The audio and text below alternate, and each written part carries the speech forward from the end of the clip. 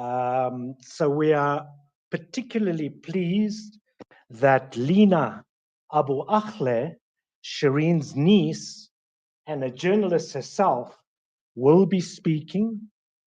And it needs to be said that more media workers have been killed in Gaza than all the journalists killed in the Korean War, the Vietnam War, both world wars, and a number of other wars combined.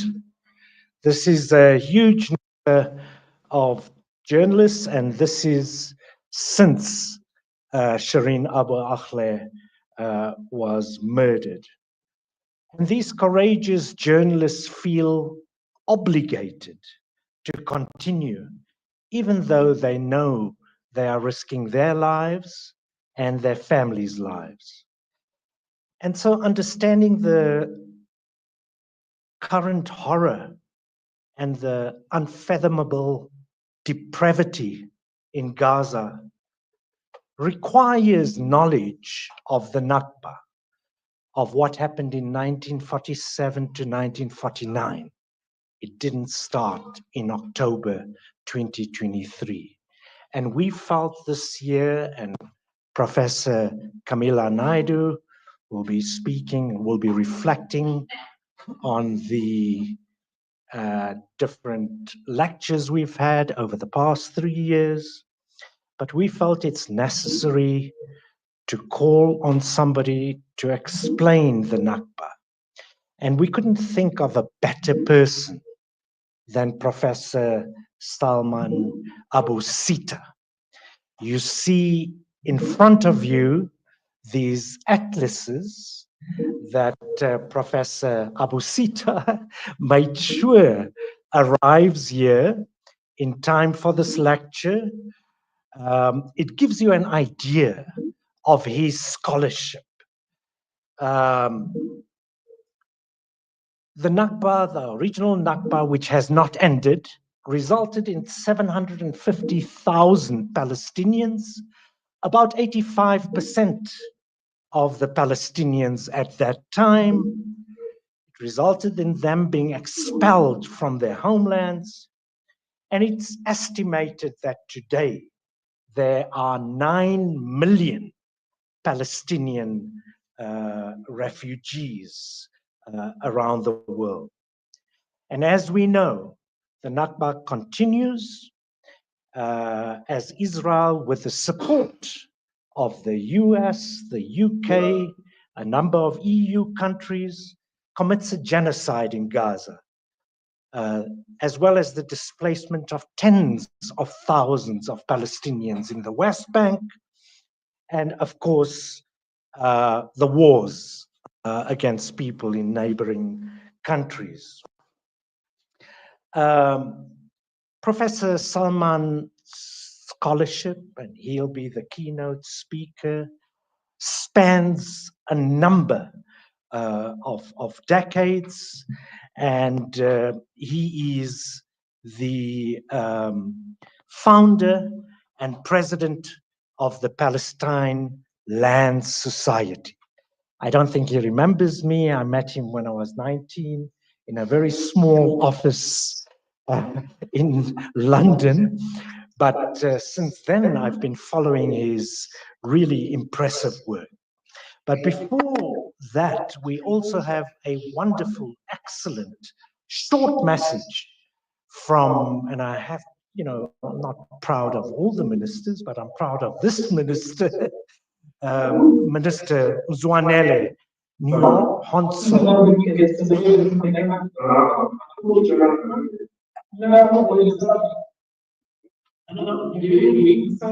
You'll have to mute. Yes, we can hear you.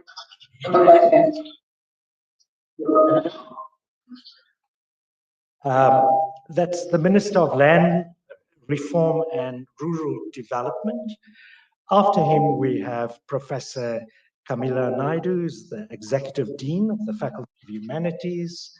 And, for as long as I know, Professor Naidu, she's always been in the forefront of social justice activities during the apartheid years as well, and she's been a pillar of strength for all of us at UJ. Um, we then have Professor Lungisile Ntsebeza, who comes from a very illustrious family with a very illustrious history. Uh, and of course, we know Judge Dumisani, who's the judge in the African Court of Human Rights. Professor Lungisile is another archetypal scholar activist. He, was detained a number of times in the Eastern Cape. We were just discussing one of his detentions 5 days before the 76 uprising. An uprising he was telling me he only knew about in August that year. And he was told about both the uprising and, also the death, the murder of Steve Biko by Matthew Goniwe.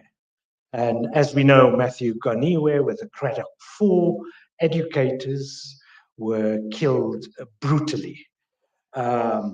Professor Sebeza has written extensively about land issues and a number of other issues. He's a senior research scholar and emeritus professor in African Studies and Sociology at UCT.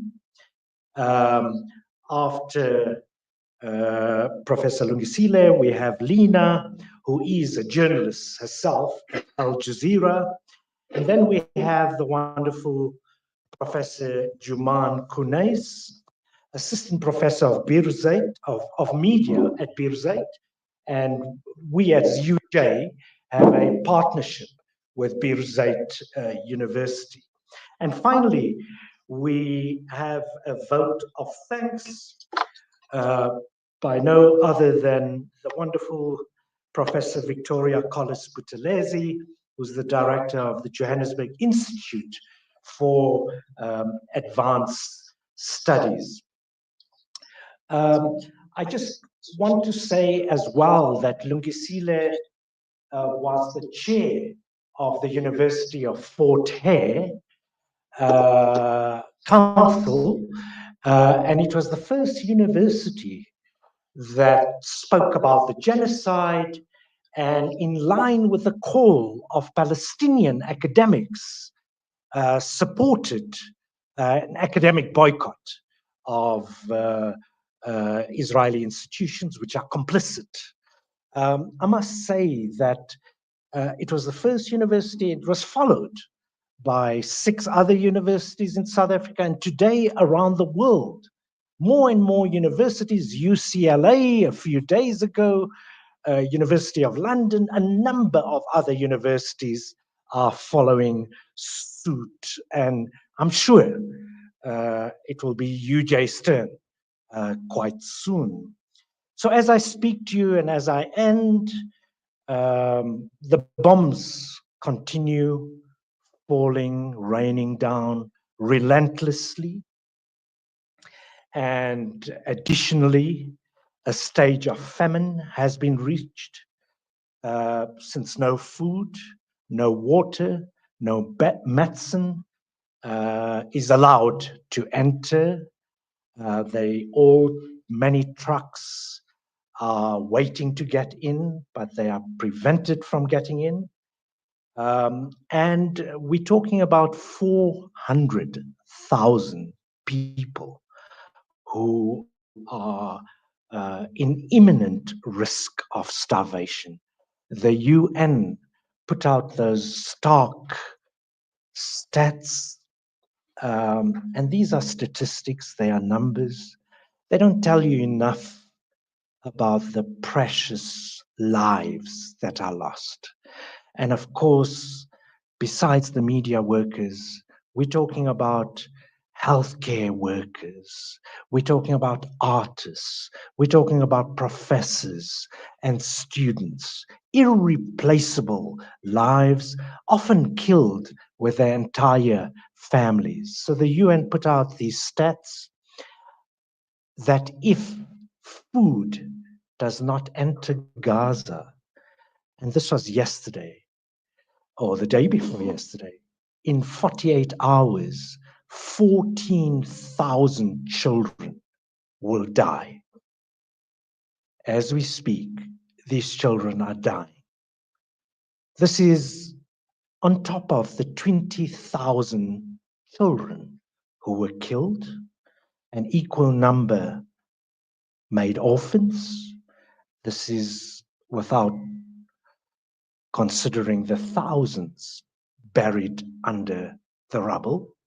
I'm not even talking about the trauma, the psychological scars of those that have been maimed, that runs into the hundreds of thousands. Many of these kids lost a limb, an eye, and many of their limbs were amputated without anesthetic. This is the stark reality as we gather here. And I think that it is a litmus test for humanity. It is about the legacy of Shireen Abu Akleh, but it's also much more than that. It's about what Gustavo Petro from Colombia said, that if they get this right in Gaza, it is the future, it is the harbinger of what the rest of the global south can expect. And I want to stop there and pass over to the recorded message. I think it is next on the agenda before Camilla, if I'm not mistaken, or is Camilla next? Recorded message, eh?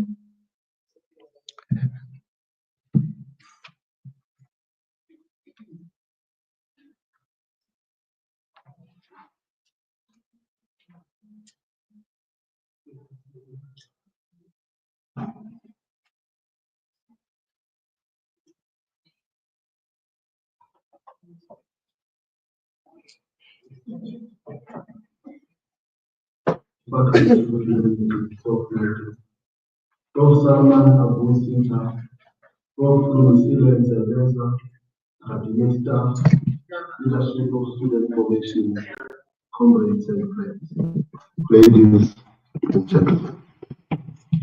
Thank you for honoring me with this invitation to address you at the third annual Shireen Abu Akleh lecture. Journalists and media are an important part of any society as they hold us accountable and express much needed critique.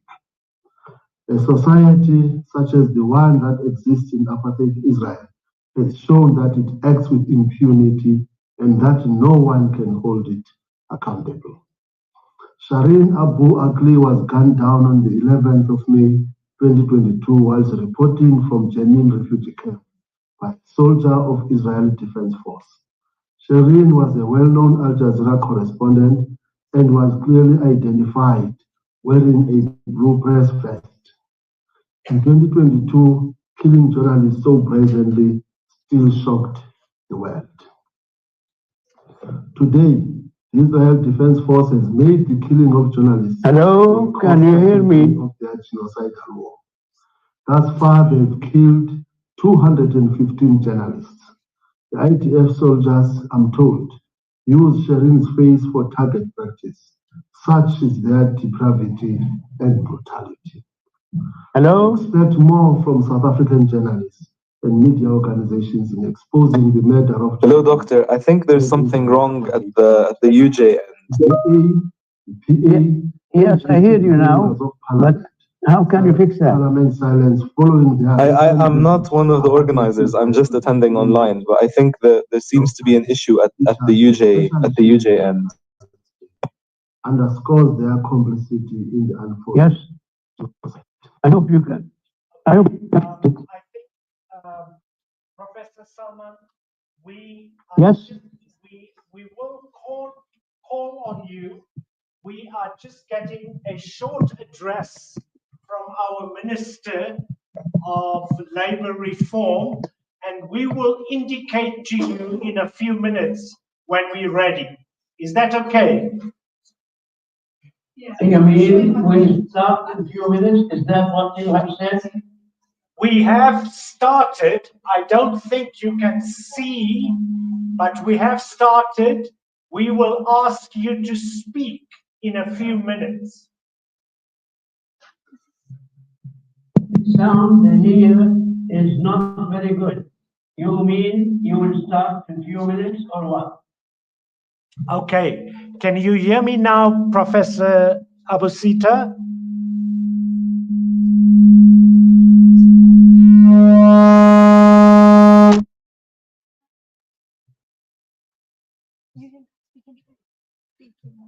We will call on you in a few minutes. Yes.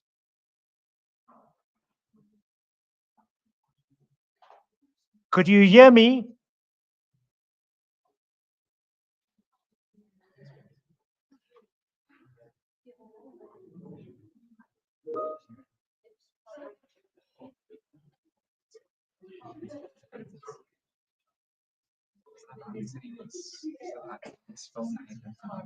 Yeah.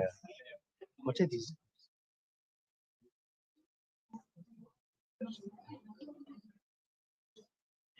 Can I speak now to him? Professor Abusita, can you hear me? No, he can't hear me. Let's continue playing that and let's hope he doesn't come in.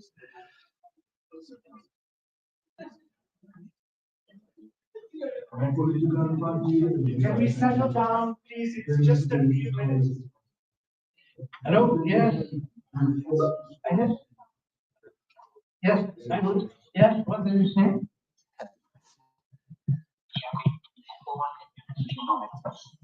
Because there is just an address from our minister, and then thereafter will indicate to you when you are off. So you are on, but it's not yet your turn. So first the minister is speaking, and then I will give you a call to tell you in a minute's time you are on. All right. Thank you. I'm standing by. Okay. I'm standing by. Just hold up. Okay. Thank you so much. Thank you. Thank you.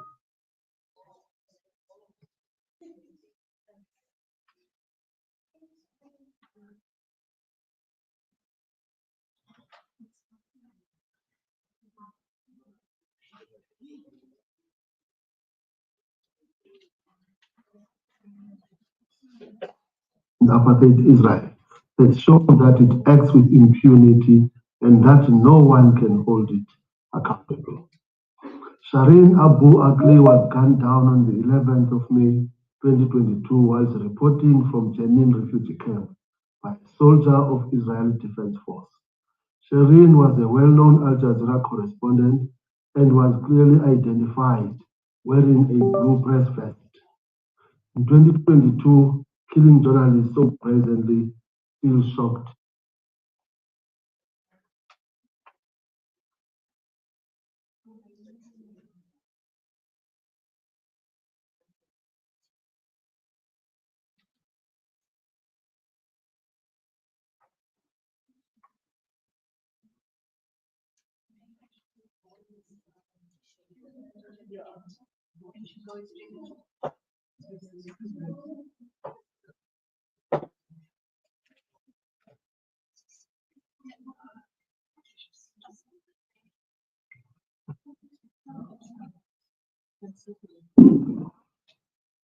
Yeah, I think it's best. Let's circulate the recording. It's a very important short message, which I really think many people need to listen to, coming from our minister, to do justice to that. But we don't want to keep Professor Abusita waiting. So I think Professor Salman Abu Sita, we are ready for you. Thanks for your patience and apologies for the technical problems. Please go ahead.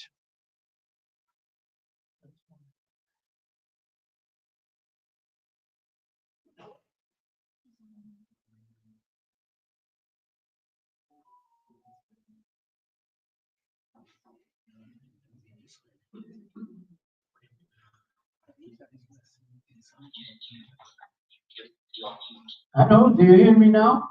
Yes, we can, very clearly. Thank you. Apologies for the technical problems. We can hear you. Please go ahead. Thank you very much. Thank you very much. It's a great opportunity for me to speak to you.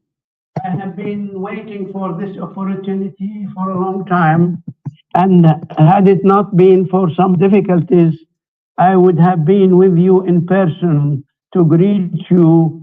You are our most great friends in this world today. South Africa people and government are dear to our hearts in Palestine, as you well know.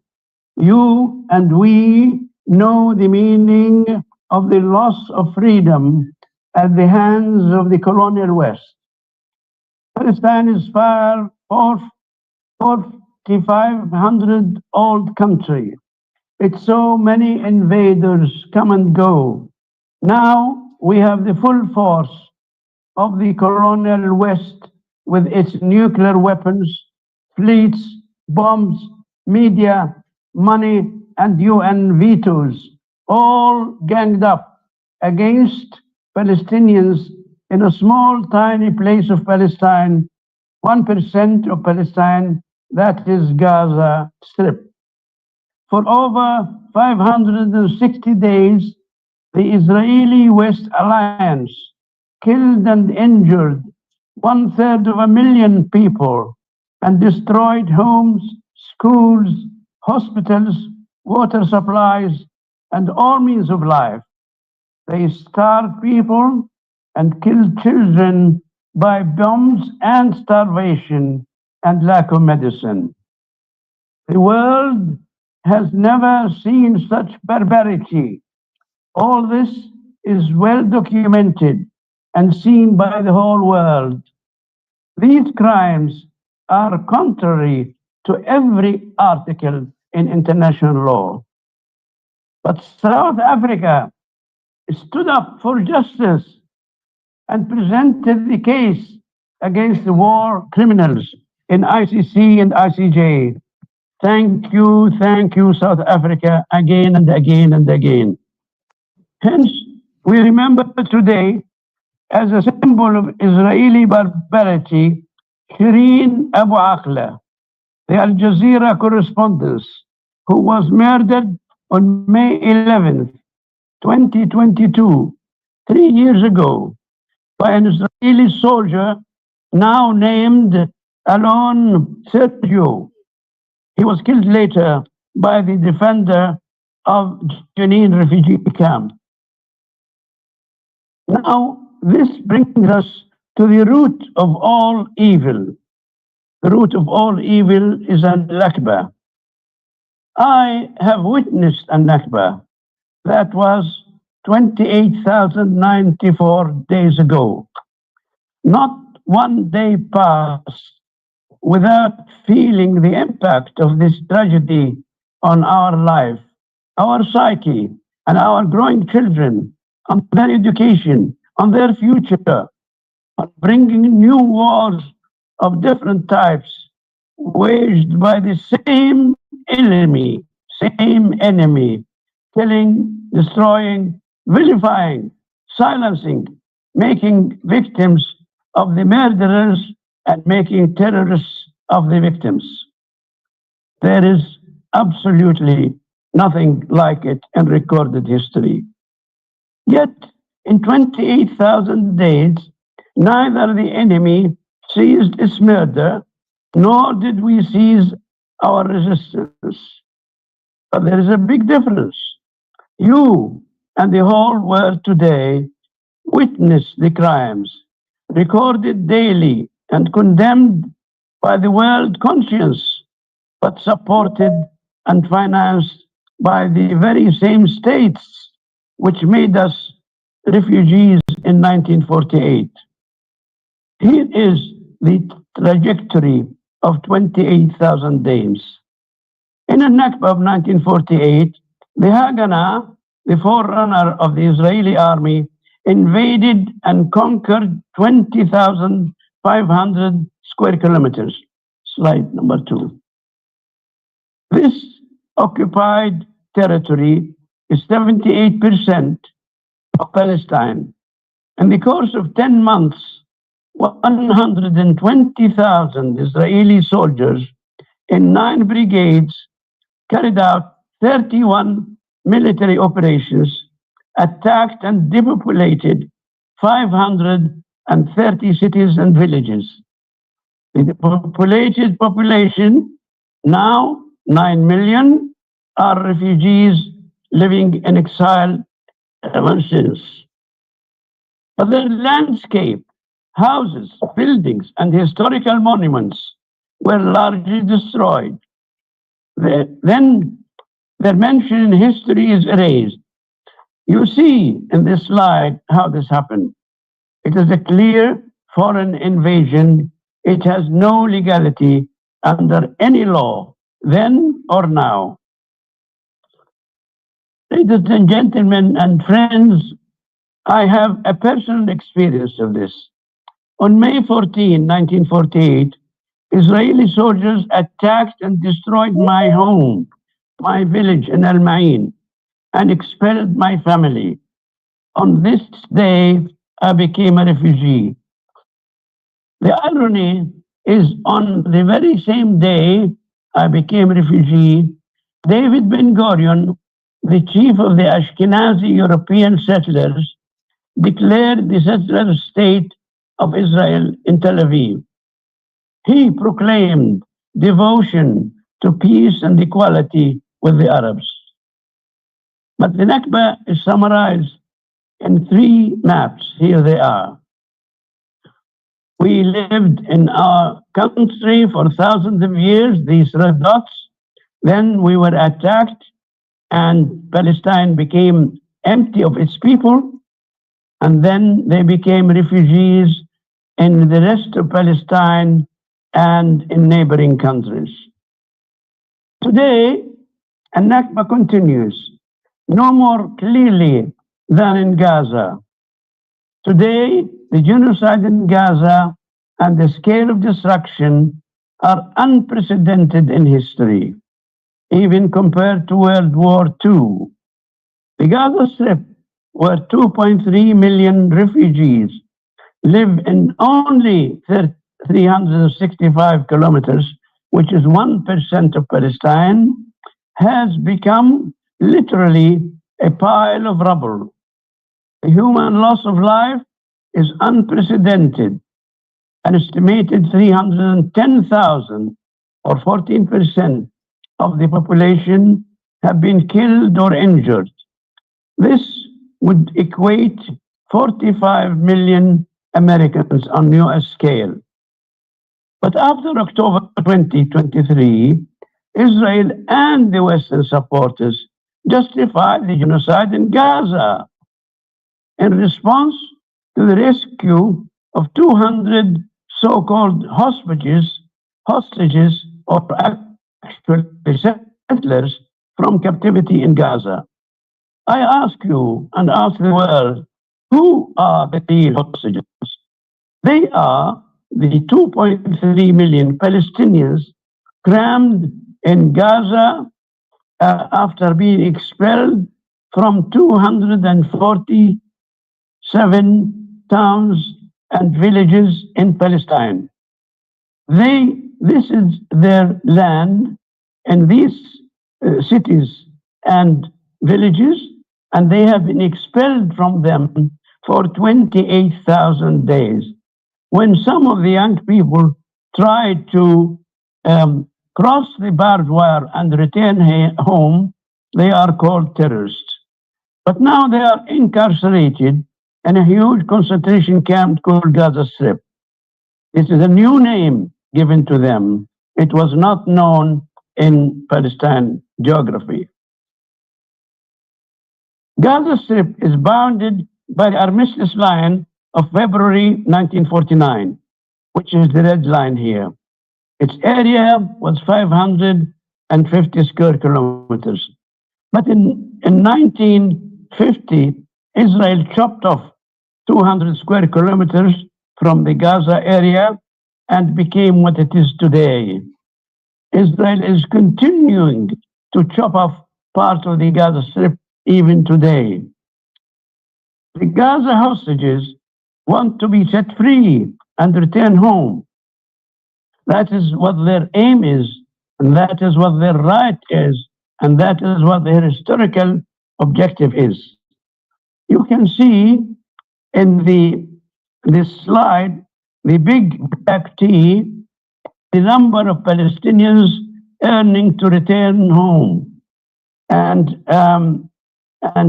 against that, they have the settlers who are 1% of that number. So our duty that we must plan for the return of the refugees. How is that going to happen? We made a study and we found that most of Israel is empty except 3 cantons. The area occupied by the settlers in Gaza refugees is only 150,000 settlers occupying the land of 2.3 million Palestinians. So their demand was and will always be the right of return. We are resilient Palestinians. We will never give up our right to return. So today, there are 9 million Palestinian refugees, and their homes are occupied by Israeli settlers. Not a single Israeli occupant, not a single Israeli occupant of our home has a legal title deed of the property he sits on. And we must remember that 94% of the land occupied by Israel is Palestinian property by law. The world has confirmed our right to return. On the 10th of December 1948, the UN voted on the Universal Declaration of Human Rights. On the very next day, 11 December 1948, the UN passed the famous resolution 194 affirming the right of return. This resolution has 3 elements. 1, the right to return. 2, providing welfare until this happens, which is UNRWA. 3, creating mechanism for their return, which is UNCCP. The resolution of return has affirmed by the UN more than 130 times, the longest in UN history. The record in international law supporting that is indisputable. For example, 4th Geneva Convention, Article 4, the Universal Declaration of Human Rights, Article 8 and 13, the Rome Statute of the International Criminal Court, Article 7 and 8, the International Convention of the Elimination of all forms of racial discrimination, Article 5 and 6, and there are many more. So the international law is very clear on the right of return. Israel itself was admitted to the United Nations as a member, as a peace-loving state, so-called, on 11th of May 1949. And the most significant element in its admission is that it is conditional upon the implementation of Resolution 194. This condition is indispensable, and the law conditio sine qua, and according to international law, it eliminates its membership if it is violated. but the Western Alliance is protecting Israel today. So we are determined to return home, and then we ask, how can we actually carry this out? Where are the refugees today? This slide shows you where the refugees are in Palestine and in the neighboring countries. We know who they are, we know their names, we know from which village they come from, and we know how long does it take them to arrive. Then we ask the second question, who occupies their land? We made a detailed study showing where are the Jews who live in Palestinian homes. We found that in the green areas you see today, village lands shown green, there are practically no Jews today. And they are only concentrated in the blue areas, which are the areas allotted to them by the British mandate. And so we can conclude from our detailed study that Palestinian land of the refugees is largely empty. 98% of Jews live in three areas, which are Tel Aviv, Haifa, and West Jerusalem. That is where they are shown, concentration in the blue areas. The Jewish land during the mandate is shown in blue.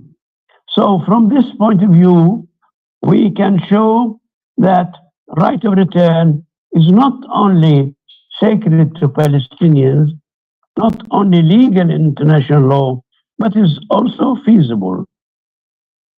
And therefore, I can repeat once more, based on our geographical and demographic studies, 90% of Jews live in 77 of localities out of 227 localities listed by the Israeli government.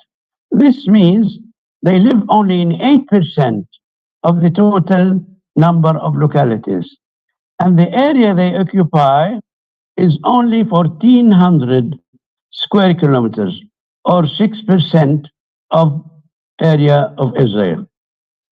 Now, this means that we can house all the Jews in Israel in 3 cantons.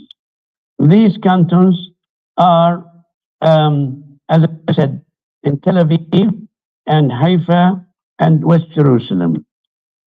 But now, in order to do that, we have to evacuate the settlers and the kibbutz. We have made a study of that, and we have found that it could be feasible to be done in about 1 week. This slide, which I'll show you now, shows how it could be done. Can you see? I don't see it. Anyway, there's a problem with this slide. Doesn't show. The slide will show you if it comes out. I don't know why it doesn't come out. However, we come to the conclusion we are now in a position to plan voluntary evacuation of the settlers and the kibbutz. I repeat here in the slide the summary of our demographic finding. We can do that without much problem if justice is going to be applied, which we're sure to be. And therefore, in summary, the line of land of 9 million refugees can be freed at the cost of moving 250,000 settlers to Tel Aviv, or preferably abroad if they want to return to their home countries in Poland, Romania, Russia, and elsewhere. Here is a study of how this can be made. We made a study with scientists, and we can show that the evacuation of the settlers in our land is quite feasible. It's quite feasible. We just need to remove the hand of the Western colonialism from supporting Israel, and we need the voice of the whole world to be heard on the side of justice. Now, we not only made a study of that, but we have mobilized young people in universities to plan the reconstruction of destroyed villages. We have already managed to do the reconstruction of 60 villages like that. I'll give you now an example of return to one village called Sahmata. Why do we select that? Because it's the home of one of the leaders of resistance. His name is Abu Maher Yamani. He devoted all his life to return home, and he was leader of the resistance movement in Lebanon particularly. There he is. We have planned how he could return to his village of Sahmata. We planned that in detail. I hope you can see the slides.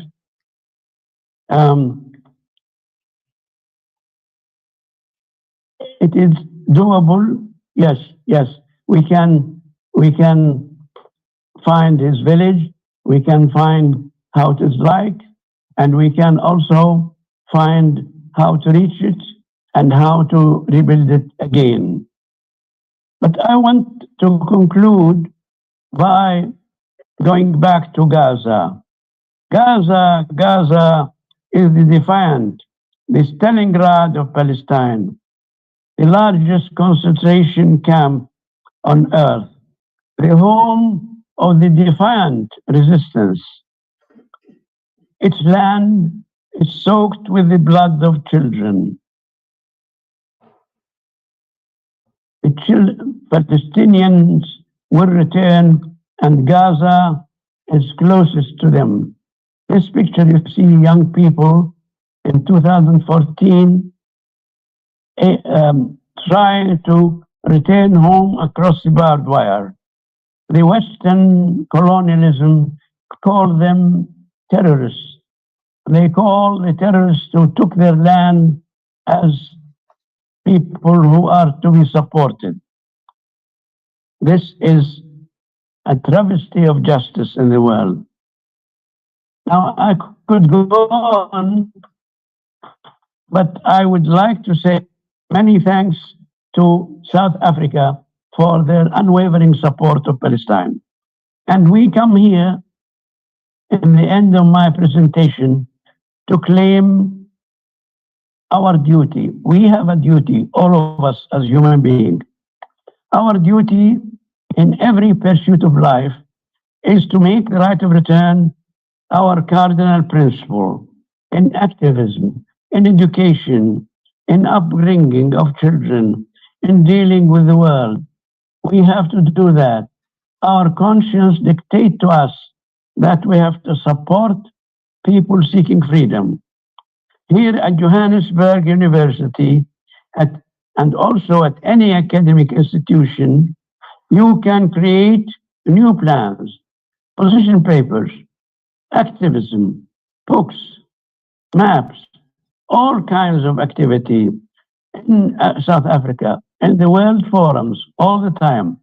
We calling for a future liberated Palestine. We have to stand by justice as you have done, for which we are grateful to your position. Thank you for giving me the opportunity to speak to you. I wish I was present among you, which I hope will happen in the future. Thank you very much for inviting me.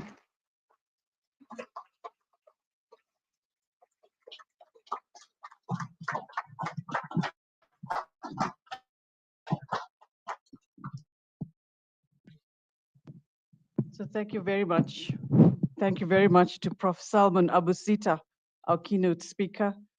We have been honored to have you with us today.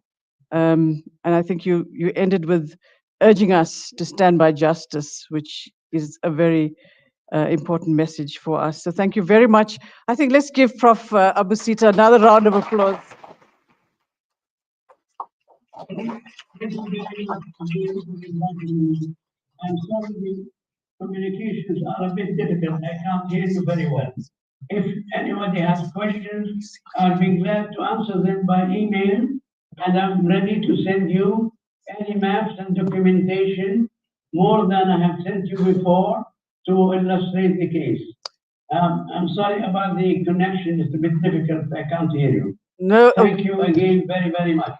Thank you. Thank you very much. I don't know if you can hear us clearly because we want to also thank you for the atlases that you sent to us because we're going to study it very carefully. Do you hear us? Not clearly, I'm afraid. Not clearly. That's a pity. So let me just. I'll be glad to respond by email to any question. Thank you. We have heard that. All the questions by email or by chat. So good afternoon. I'm going to be brief. I was supposed to be speaking to you before the keynote speaker. So this is just a broad message from us at the university. Firstly, let me also thank our colleagues from CBE and Faculty of Education who have co-hosted this particular seminar. We're very pleased to have had our minister with us today, Minister Mzwanele Nyonsho, South Africa's Minister of Land Reform and Rural Development. He participated through offering us a recorded message. It's a very powerful message, and we're going to circulate it. And we want the minister to know that we thank you. We thank you very much.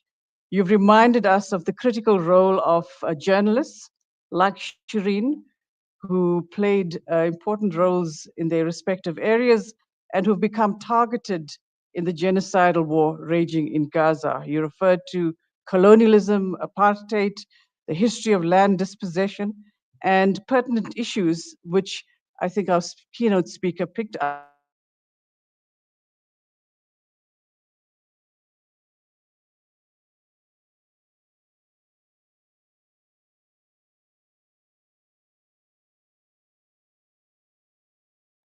In addition to our keynote speaker, I'd like to welcome our discussant, Professor Lungisile Nsebeza. Let's give Lungisile a round of applause for being with us today.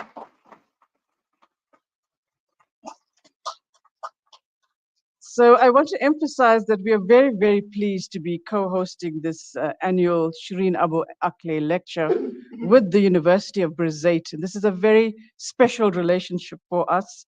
And we want to thank our good friend, Professor Juman Kunes, representing Brizate University today. We are grateful for the partnership which began in 2019 when a memorandum of understanding was signed between our two universities.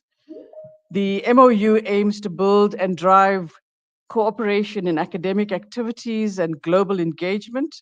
And the plan which we want to take up and drive more forcefully is that of academic activities and cooperation bringing together Palestinian and South African scholars. We also anticipate that sharing ideas about critical matters in the areas of journalism and the media, political histories, the land question, rebuilding education, amongst other focus areas, will help to advance the work of our students, Palestinian and South African, who will in time take their place as exemplary scholars and organic intellectuals of the future. So for Brizate University, we want to do more with you. Let's keep our partnership strong. So much has happened since Shireen Abu Akleh died in 2022. We now know who killed Shireen and that the killing was intentional. She was a critical voice who worked resiliently, highlighting the daily struggles of Palestinians and their resistance against the brutality of Israeli occupation. Since Shireen's death, we've already heard that more than 200 journalists have been killed in the occupied territories, as both Salim and our minister have reminded us.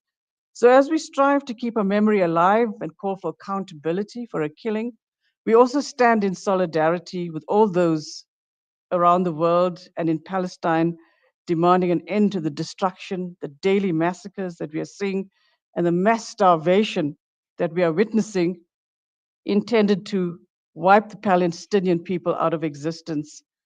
We will also hear more from Lina Abu Akleh, a member of Shireen's family today.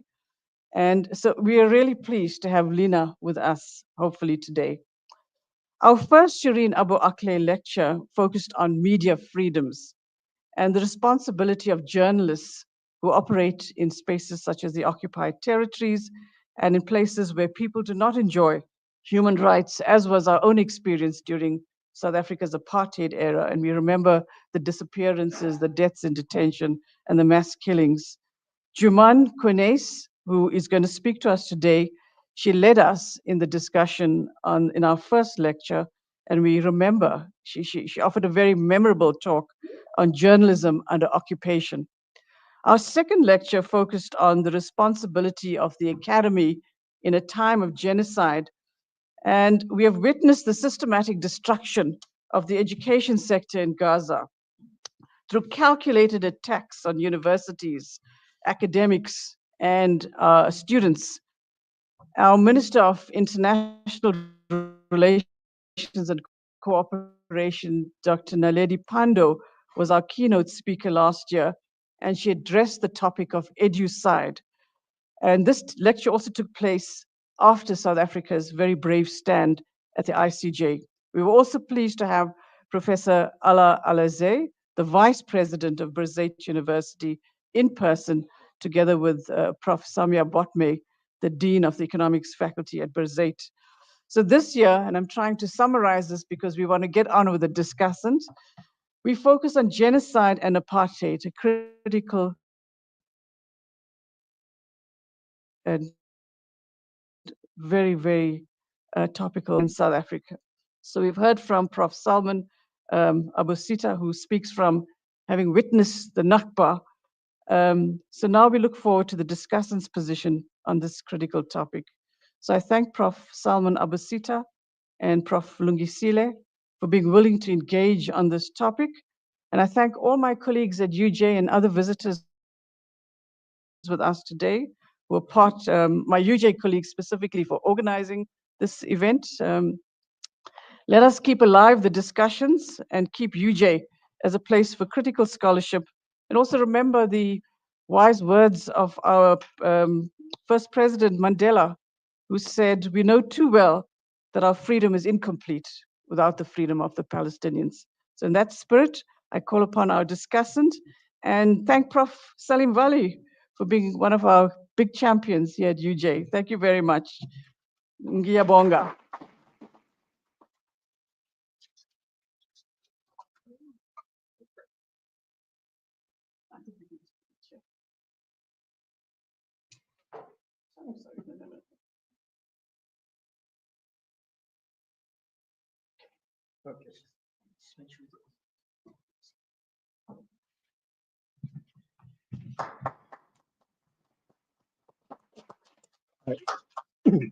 I'm clapping for myself. Good afternoon, friends, colleagues, comrades, and thank you, Salim, for inviting me to be a respondent to this third lecture.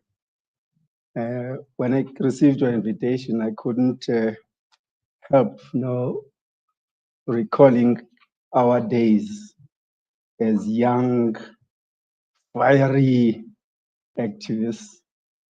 And Salim, I think at the time, was working for a trade union, Sakau, South African. Oh, Kausa, yes. Camila's brother. Okay, yes. I was an activist in the Eastern Western Cape, as Salim has indicated. And you are now both professors, comrade professors, I suppose. Okay, well, thanks for the invitation. I thoroughly enjoyed reading the notes initially of Professor Salman Abu Sita, which were forwarded to me about a week or so ago. And the lecture was just, at a different level, inspiring and so on. Am I hearing my name? I mean, my voice? Okay.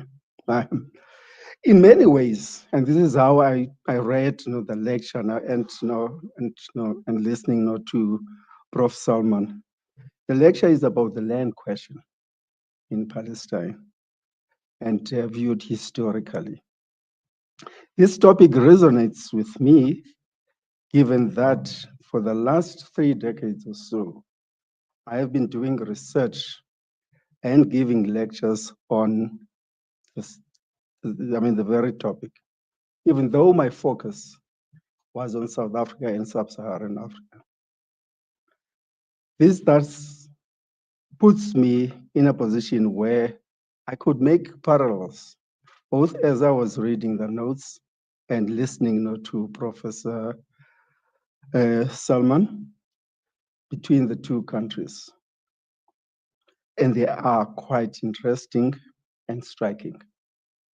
In terms of similarities, both countries experienced violent dispossession of their land by a tiny minority of foreigners, settler colonialism, where the bulk of the land was and continues to be in the hands of this tiny foreign minority, where the indigenous people, the immense majority, are restricted to marginalized, overcrowded pieces of land.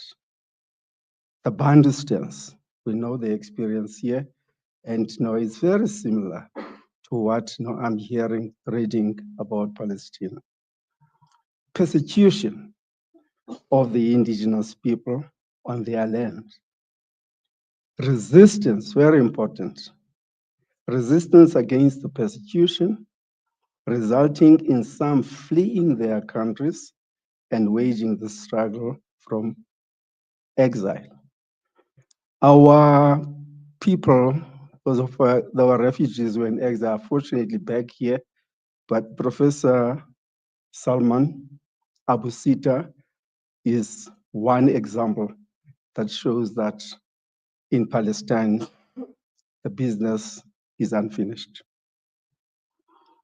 And then lastly, looking at similarities, there's this persistence and resolve to fight for the return, for the right to return. I like that title, that right not to return in a truly liberated country, which in both countries, including South Africa, which in both countries, this water.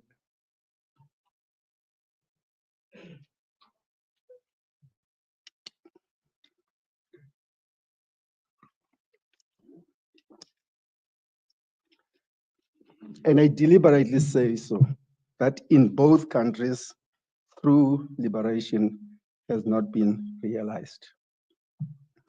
Yet, there are differences. The most palpable being the scale of oppression and repression. A lot has been written about the brutalities and atrocities of the apartheid regime, including what was revealed in the Truth and Reconciliation Commission, the TRC, testimonies that often made the chairperson of the commission the late Archbishop Desmond Tutu cry in full view of TV cameras. I still have that image of Tutu bearing his head, crying and so on because of what he was hearing from the from the people who were testifying. But compared to what we are witnessing in Palestine, specifically Gaza, the atrocities of the apartheid regime pale into insignificance. It is hard to imagine how human beings or people who call themselves human beings can do what the Israeli state, backed by its imperialist forces, is doing to other human beings. It's just not unbelievable. The other area of difference, in my view, concerns the resolution of the problem. In South Africa, we did not compromise on the balkanization of our country and totally rejected the Bantustan notion, a struggle that culminated in the establishment of a unitary constitutional state.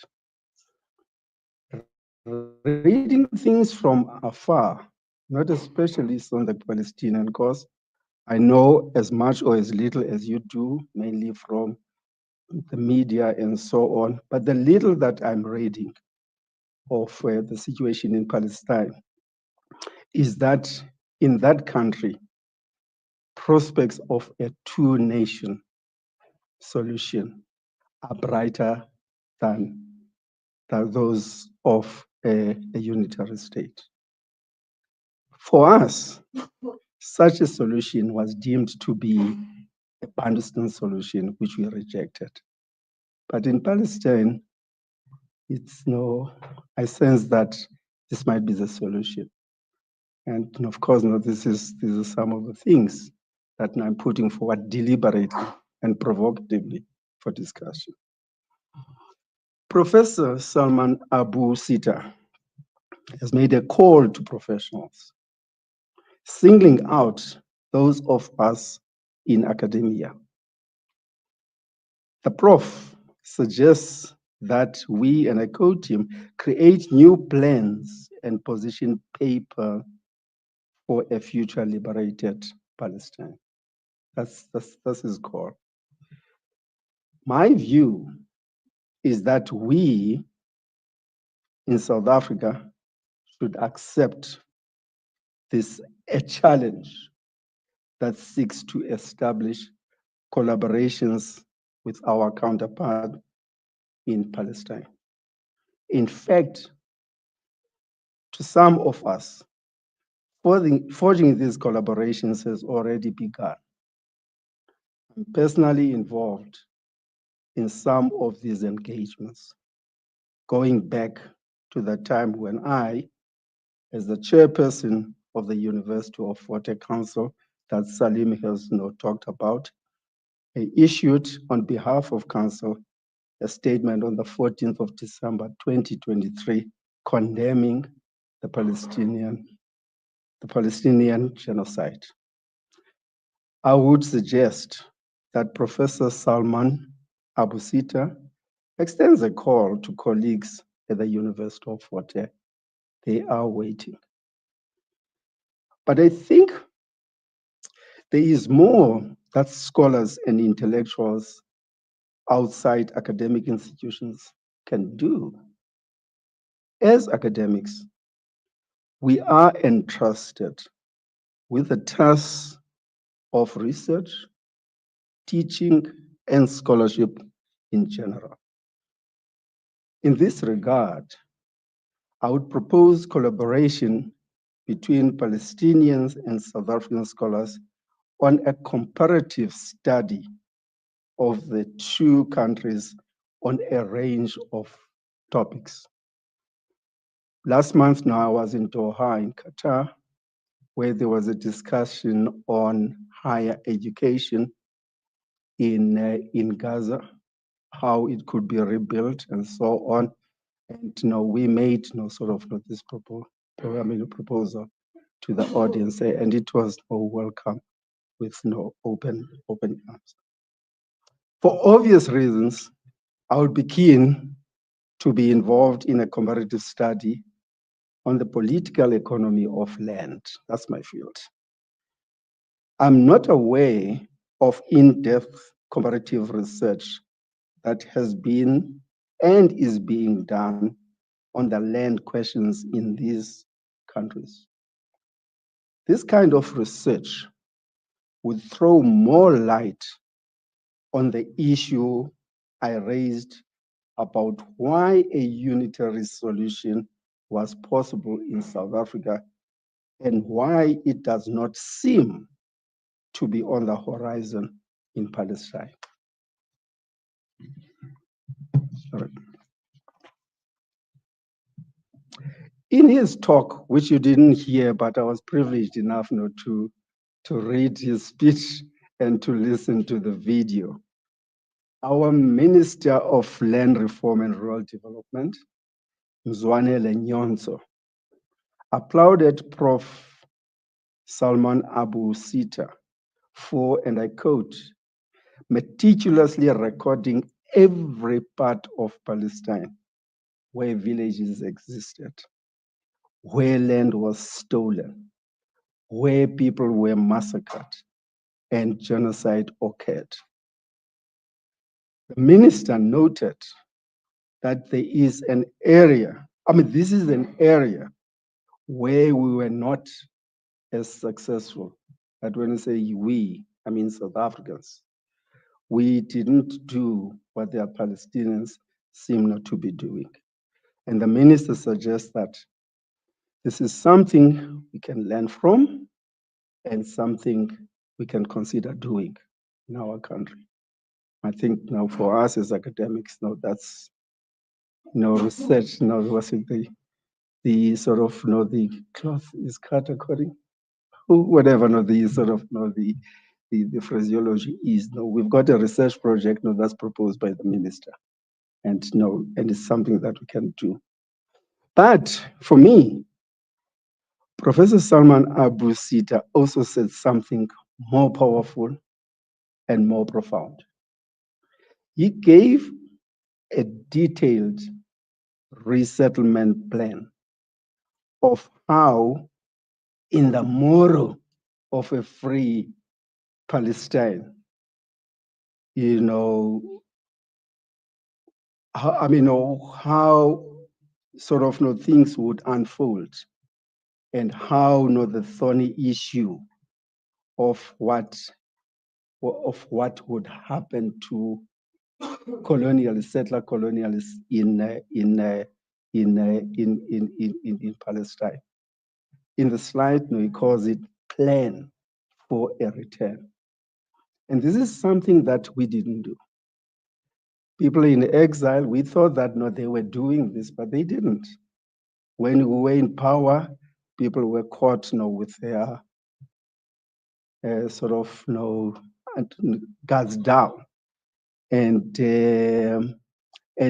I found this impressive, to find that in exile, at the height of war, when people are being killed and so on, scholars of the caliber of Professor Salman Abu Sita are sitting and planning for the return for their return to a free Palestine.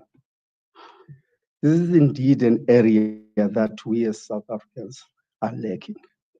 We are very good at criticizing, embarking on campaigns, on protests, all important and necessary, but not enough for the project of fundamental transformation of society, where an alternative to what we are against is important to craft and present. What Professor Salman Abu Sita told us about their resettlement hopefully gave us food for thought. This will also be one of the advantages of a comparative research that we conduct with our colleagues there. There's a lot that we stand to gain. So here, what I'm trying to say is that it's not just in a case of us sympathizing with Palestine. It's a question of us learning from the Palestinians, and that's very important. I want to end my comments by raising an age-old and controversial question about the role of intellectuals in struggle. Salim would know this. Who are we? Who are we? Do we have a role in struggle, in the process now of transformation? There are huge debates on this. Academics, intellectuals, NGOs are sometimes not lumped together and don't criticize of being substitutions. People know who would want to take over, to talk, to speak on behalf of other people as if those people don't have a voice and agency. And my own position here is that as intellectuals, we must be humble. We must realize that there are things we cannot do that others cannot do, and we must do those things well. And we are paid to do research, we are paid to teach, and we should do that. We should do research in such a way that we don't talk amongst ourselves only. We should do research that is top high quality research, but research that can be sort of translated in a language that ordinary South Africans understand, especially those South Africans who are suffering and who have a task of liberating themselves. So our task is to do the research in the way that I understand Professor Salman to be doing, where they do research that is useful research and research that will be used by activists. And that to me is what academics should focus on. I call it engaged scholarship. Some people call it engaged and insurgent scholarship. Thank you.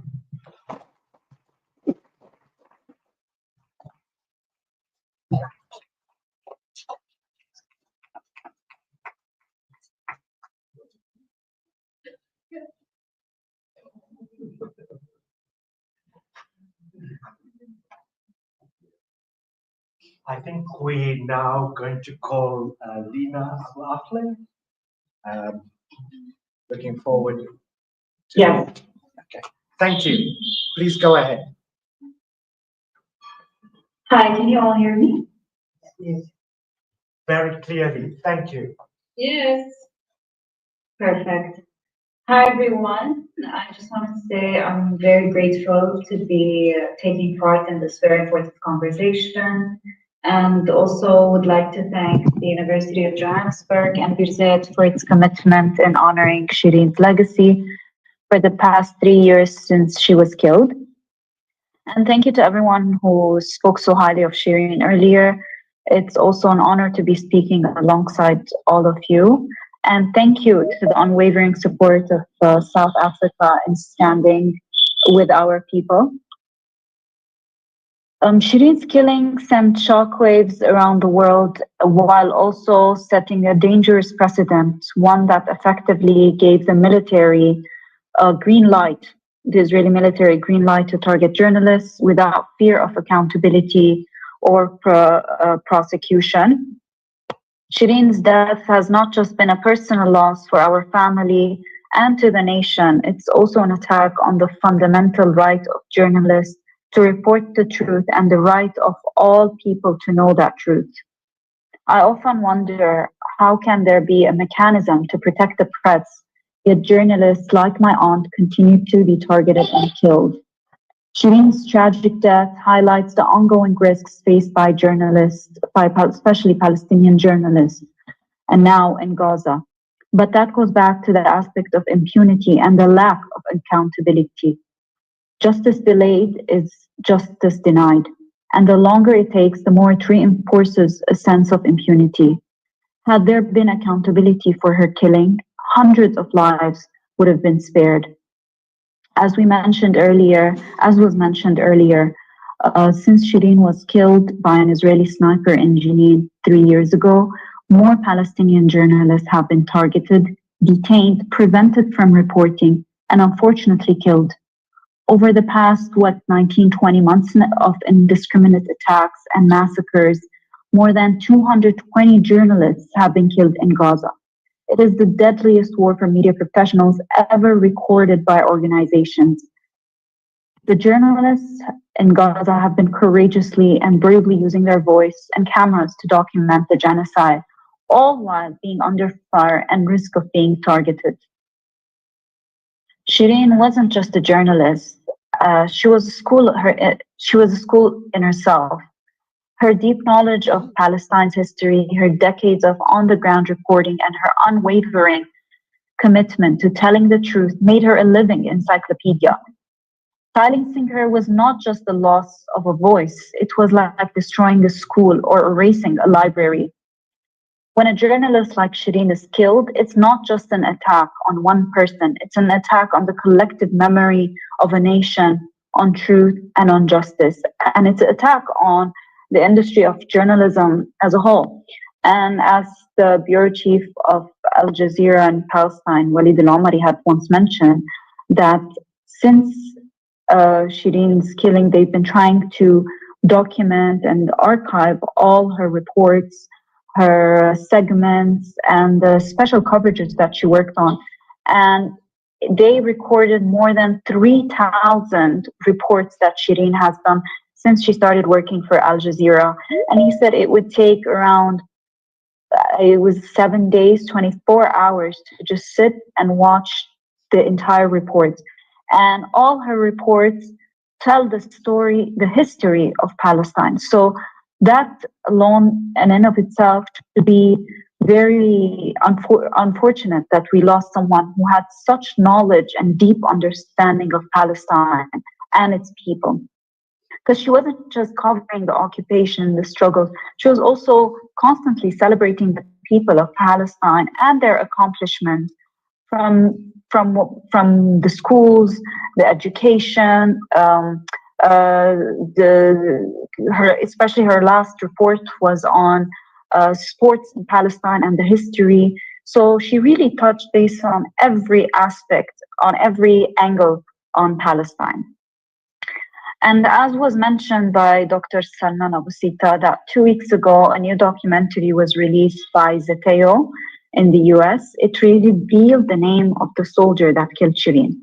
Our calls for justice have never been about one individual soldier, but rather for the entire chain of command. Those who gave the orders, those who covered it up, and those who continue to deny responsibility, to be held accountable for the killing of Shireen. Only then can there be any hope for real closure, not just for Shireen, but for every journalist and family seeking the truth.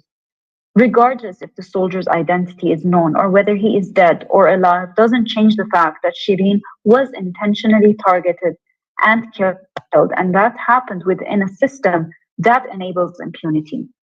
It is crucial to highlight the importance of ongoing and future investigations by official bodies with legal processes to bring those responsible for justice, and only then can there be full closure for our family.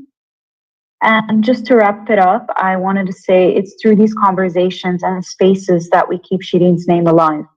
Justice might seem like a long journey, but I like to remember Shireen's optimism. She believed in the power of truth, in the importance of showing up, and in the resilience of her people. So as we speak her name, share her work, and demand accountability, we honor not just her legacy, but the very values she stood for. And we honor all the journalists who have been killed while doing their job. May her voice continue to echo through ours. And just wanted to thank you all again for this opportunity and for continuing to also echo Shireen's voice, her legacy, and what she really stood for. Thank you, everyone.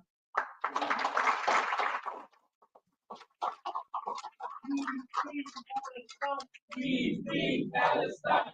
Palestine will be free. Palestine will be free from the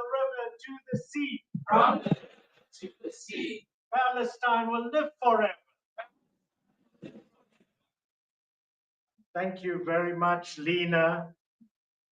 Our thoughts are with you and Tony and the rest of the family. We are following very closely what you are doing, and we hope one day soon to get you and Tony and others from the family to spend time with us.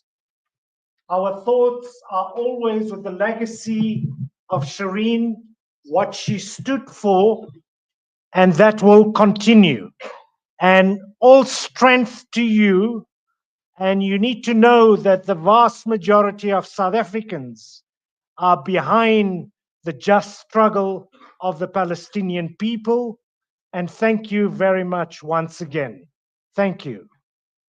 Thank you so much. Thank you very much.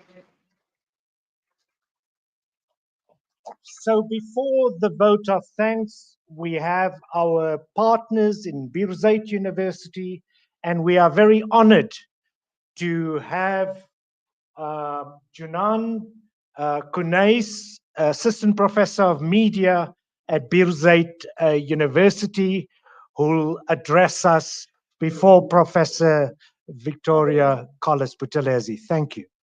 Go ahead, Junan. Thank you very much.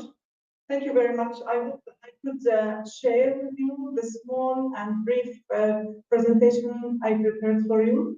I hope that you gave me the access to do that.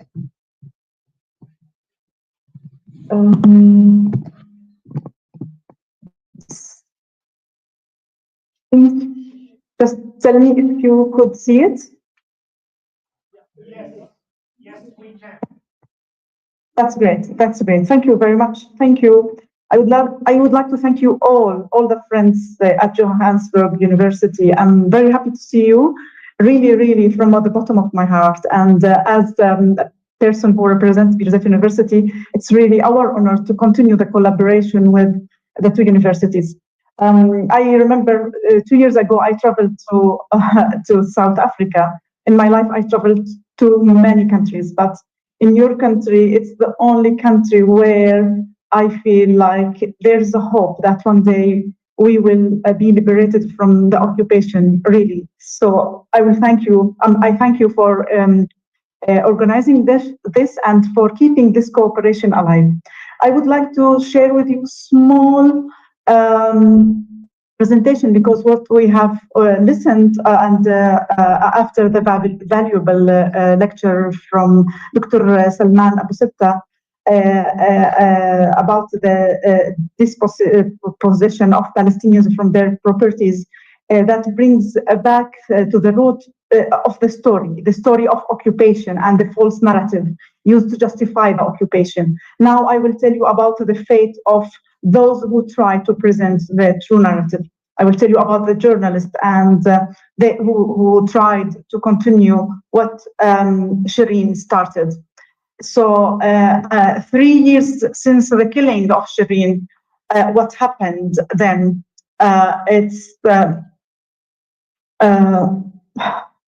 Sorry, if I could just move to this next slide. Yeah.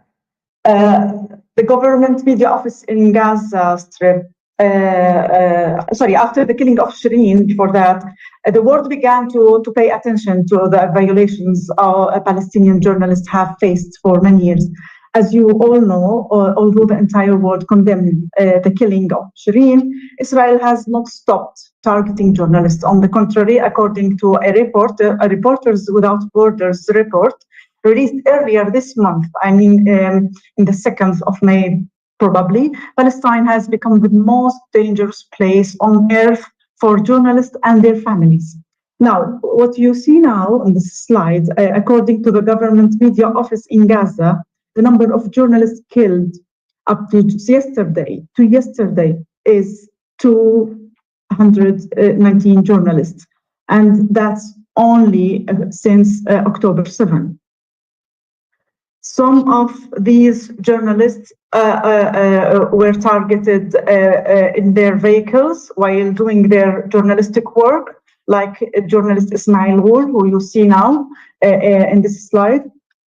Some were assassinated using specially dispatched quadcopter drones while receiving treatment in burn units, like journalist Hassan Akleh, who was killed inside Nasser Medical Complex in Khan Yunis. Others were burned to death while working in tents near hospitals, like journalist Ahmed Mansour. The tent located in the country yard of Nasser Hospital in Khan Yunis.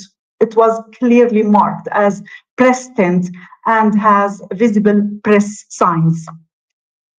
The problem is that the rate at which journalists are being killed is alarmingly high, to be honest, and the loss is devastating. While I was preparing this presentation, just 2 days ago or a little bit more, 5 journalists were killed along with their families in one day when they were in their tents. This is the kind of unprecedented madness that is unfolding in Gaza. Here are the journalists, and as I mentioned, they were killed with their families, wiped out, just wiped out. And if you ask if it's only in Gaza, the West Bank, the situation in West Bank is not that much better, because journalists are being subjected to nearly daily brutal assaults, and the journalists and the cameramen are being directly shot. For example, this camera belongs to Al Arabi TV, a satellite channel. It was targeted by multiple bullets in Jenin a few months ago, and the journalist standing behind the camera had to flee. Just imagine if he hadn't. Just imagine if he hadn't. I think they mentioned that they found more than 20 bullets. And look at the journalists in Jerusalem. What do they face? This is Saif al-Qawasmi, and he was severely beaten to the brink of death by extremist settlers in Jerusalem. And arrests of journalists continued also. 49 journalists are currently held in Israeli prisons, among them Ali Samoudi. I don't know if you remember him, the journalist who was with Shireen the moment she was killed. He was wounded at that time, and he's very sick, and he suffers from different sickness and illness, and he's in jail now. And later, last year, Al Jazeera office was shut down, and posters of Shireen Abu Akleh placed by her colleagues on the office and the facade of the building in Ramallah, they were torn down. And I would like to emphasize here that this office I'm referring to, and where the picture was taken from, it was shut down in Ramallah, not in Jerusalem, not in Tel Aviv, you know. And so it's under the Palestinian Authority. Who killed Shireen? As Lina just mentioned,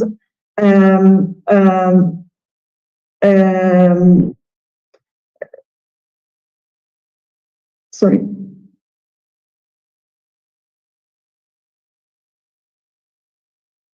There is a new documentary which was released recently that highlighted the killer of Shireen. The documentary is titled with Who Killed Shireen? It was released just 2 weeks ago and revealed the identity of the killer. His name is Alon Scagio, and he is 22 years old. You could see his picture here. The film also proved that both the Israeli government and the US administration deliberately hid the identity of the killer. Scagio faced no punishment. Instead, he was transferred to another unit in the army, which actually angered some of his fellow soldiers. They felt that the transfer nearly harmed his reputation in response, they decided to take revenge for Shireen by training in sniping, using Shireen's photo as target. Could you imagine? Their aim was to master shooting those who wear helmets and body armor, hitting them in the neck, just like what happened to Shireen, who was shot in the neck between her helmet and protective vest. The crucial question is, can we expect that the Israeli army to stop targeting journalists? I would like to invite you to watch a very short video produced by CNN, the American satellite channel. I hope that it will work. If not, I will tell you about it.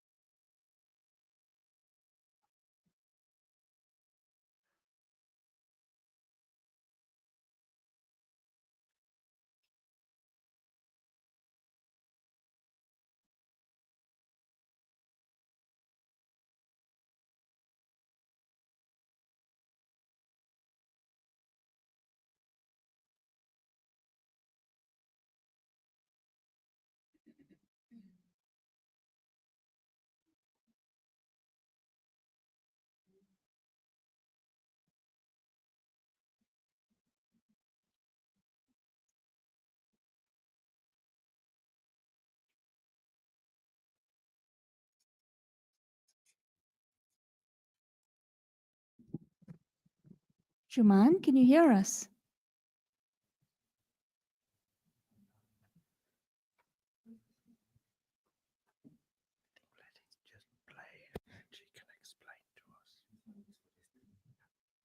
Thank you for watching it. It's not about journalists, but you could imagine how do they think, how do they deal with Palestinian properties and Palestinian people in general, prisoners, and all the memories of people in Gaza. So that's why we could understand the mentality of the soldiers who dealt with Shireen and who shot Shireen dead.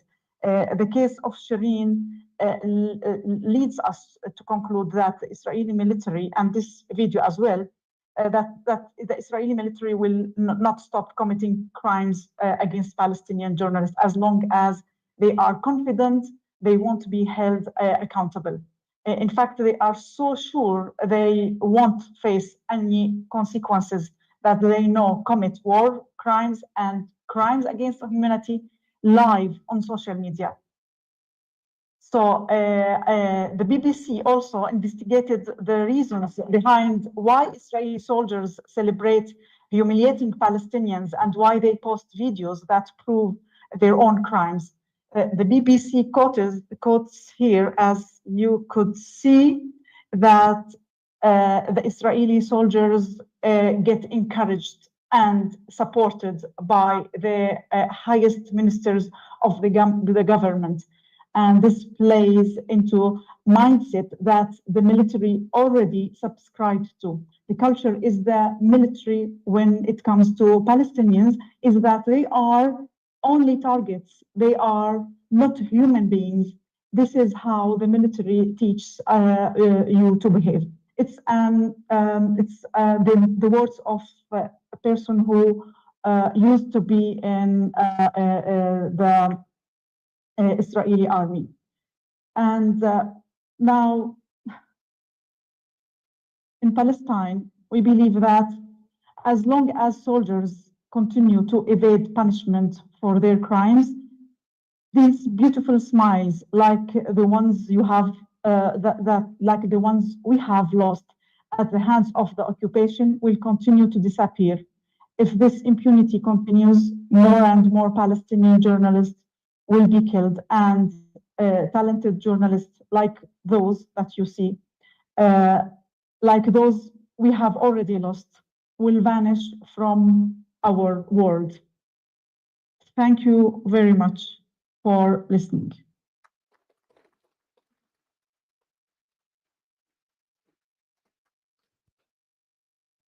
Thank you very much, Junan. The level of inhumanity is just incredible. All the universities have been bombed, hundreds of schools, and I think what you showed in the clip, we could see a few things, how these young soldiers, how they dehumanize Palestinians. I mean, the other day, to celebrate the gender reveal party, a soldier blew up a few residential places.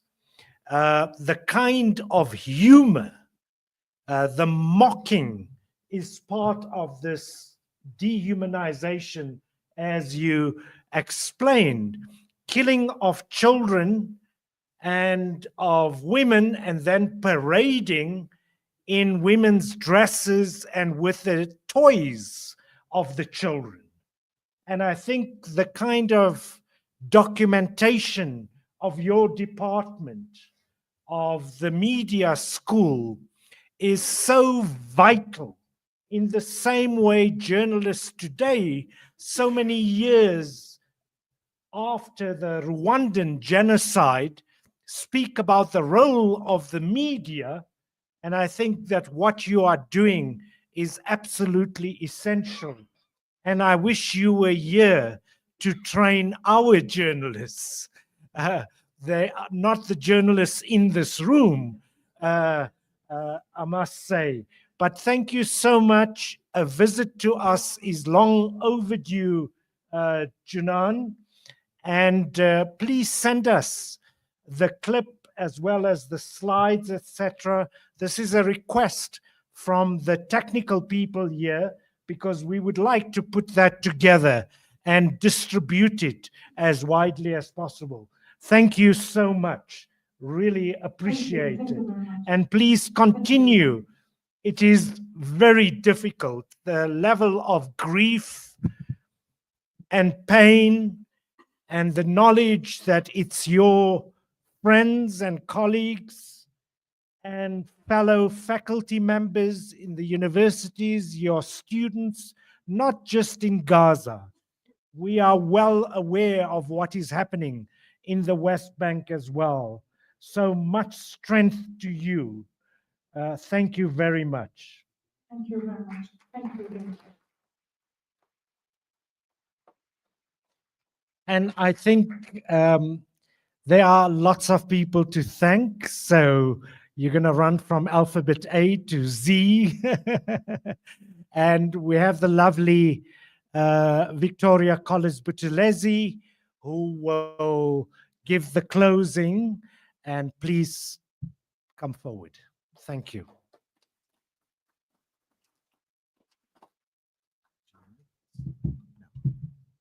But this is for online, is it?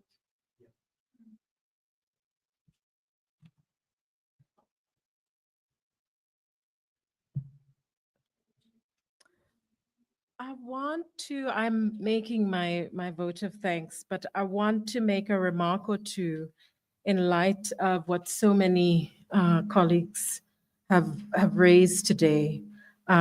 Professor Abusita's lecture, Professor Ntsebeza's response, both on the land question in Palestine and South Africa, as well as Professor, talk into this one, not into this one. Both, okay.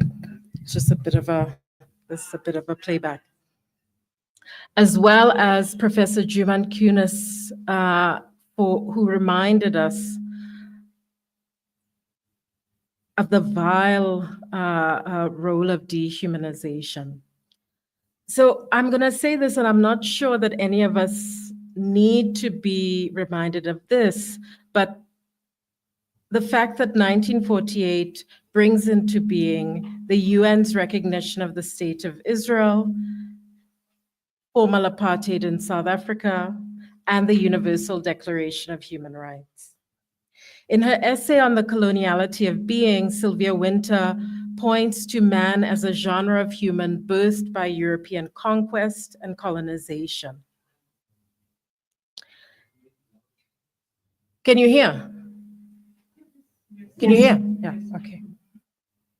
Wynter's argument that peoples who we now know as Black, Brown, Indigenous, Natives, descendants of the enslaved or indentured, not white, needed to be rendered not quite human or outside of man in order to render their bodies without being so as to claim their labor as property, in order to deem their lands empty and therefore possessible by the West. Edward Said wrote, "To the West, to be Palestinian is in political terms to be an outlaw of sorts, or at any rate, very much an outsider." Thus, human rights could be declared universal in 1948 as Palestinians were rendered stateless by a global order and South Africans forced into a basically legal apartheid. Professor Salman Abusita stridently reminds us that the Palestinian right of return remains at the heart of the matter.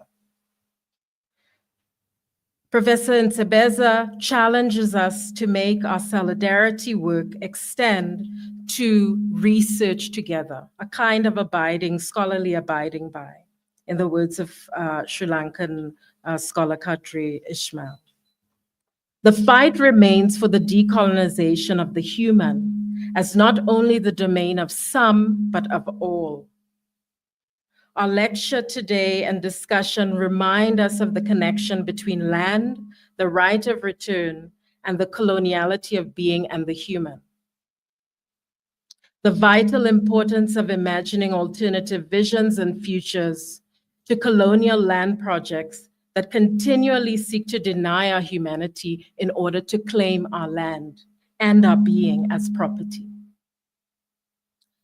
I want then to thank the Faculty of Humanities at UJ for hosting and organizing this lecture, and our partners, Bizert University in occupied Palestine, UJ's College of Business and Economics, and its Decolonization Committee, the South African Research Chair's South African SACHI Chair, South African Research Chair, in community, adult, and workers' education. We also thank Minister Mzwanele Nchoncho for joining his voice to this lecture, and in so doing, supporting the Shireen Abu Akleh lecture and what it's trying to do. Mr. El Husseini from the Palestinian Embassy for joining us today. We are profoundly grateful to Lina Abu Akleh for reminding us of Shireen Abu Akleh's legacy, as well as the values for which she stood, and the importance of connecting justice, the individual story, to the story of the collective and the nation and history. And thank you, Professor Juman Kunis, who brought us back to what is happening today and what the struggle is about, and that connection again between humanity, the denial of humanity, and land. Thank you always, Professor Salim Valley, for standing with us. And on behalf of all partners, I want to especially acknowledge and thank Naifa Rashid, Sumaya Ibrahim, and Mohammed Shahid Mati, who worked tirelessly to realize this year's, the third Shireen Abu Akleh annual lecture. Of course, thank you to everyone who has come out both online and in person. If you will allow me to close with two poems. If I must die, you must live to tell my story, to sell my things, to buy a piece of cloth and some strings, make it white with a long tail, so that a child somewhere in Gaza, while looking heaven in the eye, awaiting his dad who left in a blaze and bid no one farewell, not even to his flesh, not even to himself, sees the kite, my kite you made, flying above and thinking for a moment an angel is there, bringing back love. If I must die, let it bring hope. Let it be a tale. Rafat Al-Araya. If we must die, let it not be like hogs hunted and penned in an inglorious spot, while round us bark the mad and hungry dogs, making their mock at our cursed lot. If we must die, oh, let us nobly die, so that our precious blood may not be shed in vain. Then even the monsters we defy shall be constrained to honor us though dead. O kinsmen, we must meet the common foe, though far outnumbered, let us show us brave, and for their 1,000 blows deal one death blow. What though before us lies the open grave? Like men, we'll face the murderous, cowardly pack, pressed to the wall, dying but fighting back. Claude McKay. Thank you.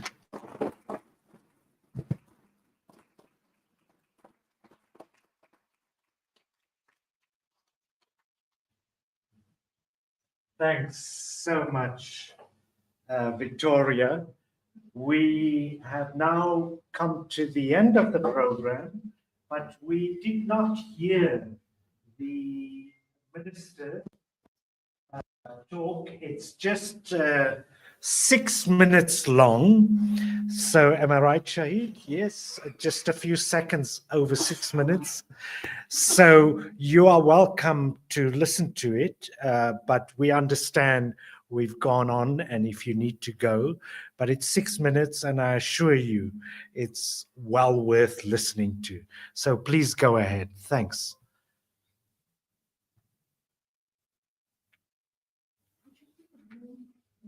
Okay.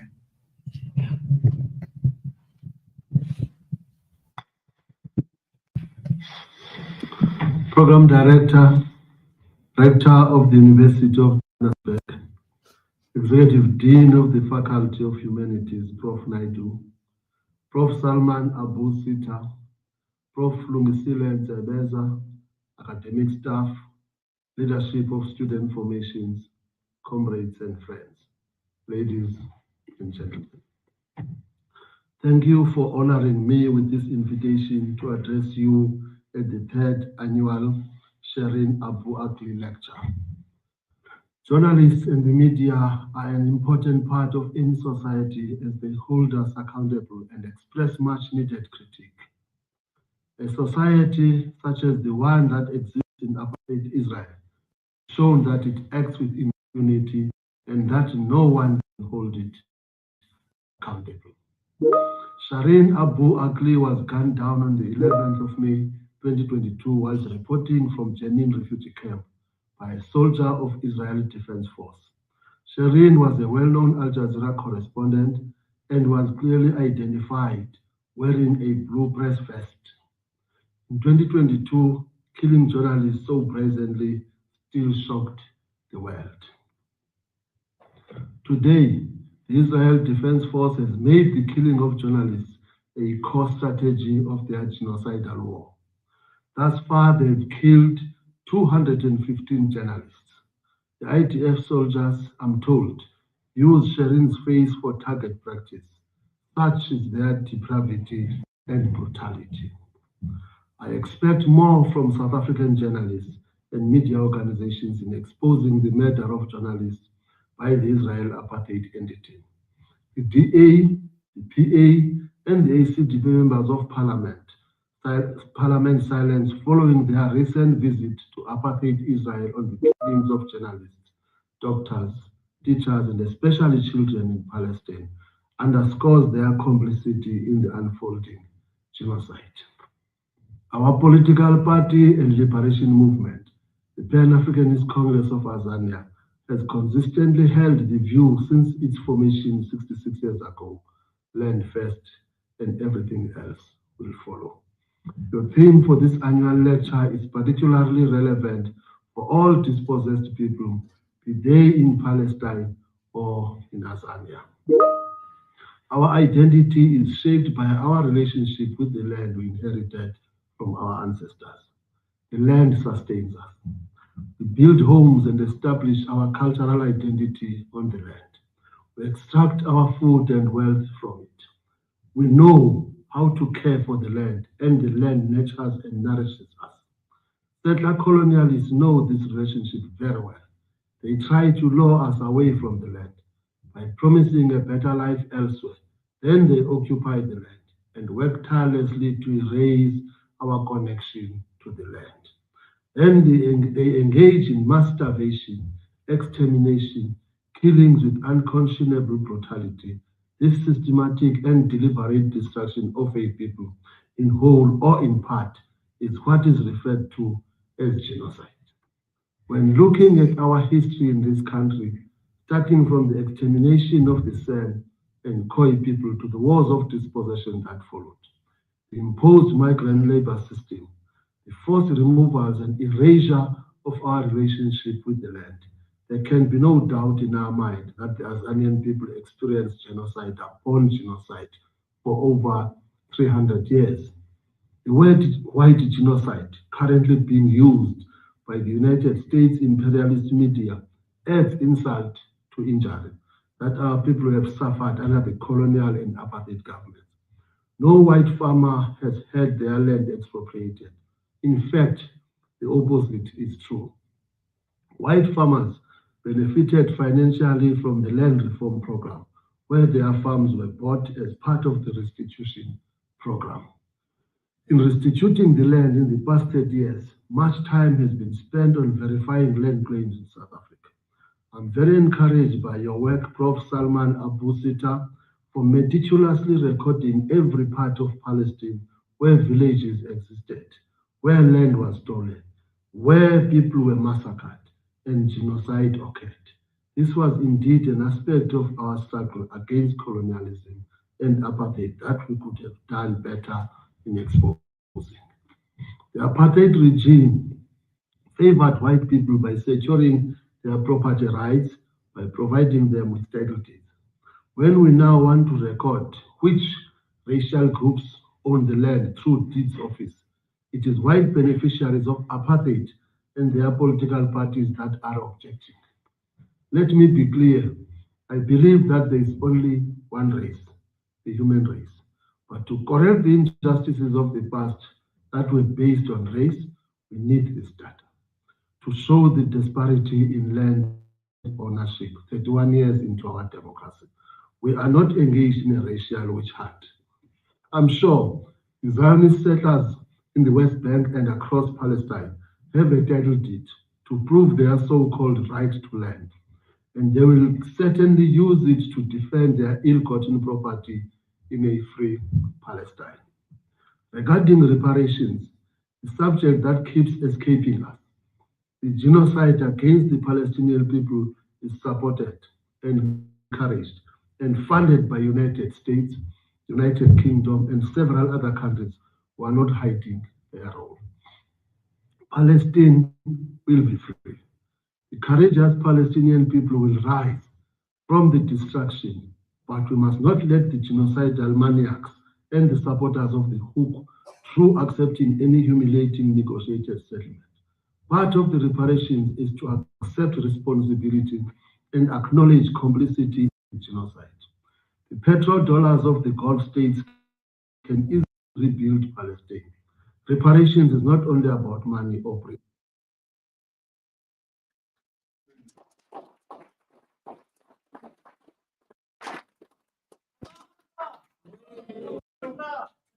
From the river to the sea, from the sea to the river,